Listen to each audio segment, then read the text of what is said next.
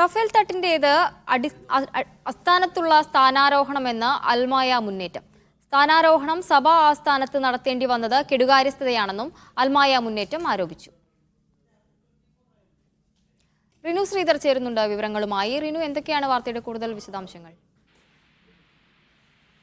സാന്ദ്ര, സാധാരണഗതിയിൽ major arch ബിഷപ്പിന്റെ സ്ഥാനാരോഹണ ചടങ്ങ് നടത്തേണ്ടത് സെന്റ് മേരീസ് ബസലിക്കയിലാണ്. എന്നാൽ സെന്റ് മേരീസ് ബസലിക്ക ദേവാലയം അടഞ്ഞു കിടക്കുകയാണ് ഒരു വർഷം കൊണ്ട്. അതുകൊണ്ട് തന്നെയാണ് ലളിതമായ ചടങ്ങിൽ സഭാ ആസ്ഥാനമായിട്ടുള്ള കാക്കനാട് മൗണ്ട് സെന്റ് തോമസിൽ വെച്ച് ചടങ്ങ് നടന്നത്. ഈ ചടങ്ങ് അസ്ഥാനത്തുള്ള സ്ഥാനാരോഹണമായിപ്പോയി എന്നുള്ളതാണ് ഇപ്പോൾ അൽമായ മുന്നേറ്റം ആരോപിക്കുന്നത്. Major archbishop Mar Raphael തട്ടിന്റെ സ്ഥാനാരോഹണം സെന്റ് തോമസ് മൗണ്ടിൽ വെച്ച് നടത്തേണ്ടി വന്നത് സീറോ മലബാർ സഭയുടെ കെടുകാര്യസ്ഥതയാണെന്നും അവർ ചൂണ്ടിക്കാണിക്കുന്നുണ്ട്. സഭയുടെ 4ാമത്തെ മേജർ ആർച്ച് ബിഷപ്പിന്റെ സ്ഥാനാരോഹണം നടക്കേണ്ടത് മേജർ ആർച്ച് ബിഷപ്പിന്റെ സിംഹാസനം ഇരിക്കുന്ന എറണാകുളം കത്തീഡ്രൽ ബസലിക്കയിൽ വെച്ചാണ്. മറ്റ് 3 സഭാ തലവന്മാരും വാഴിക്കപ്പെട്ടത് സഭയുടെ ഈ ആസ്ഥാന ദേവാലയത്തിൽ വെച്ചാണ് എന്നുള്ളതാണ്.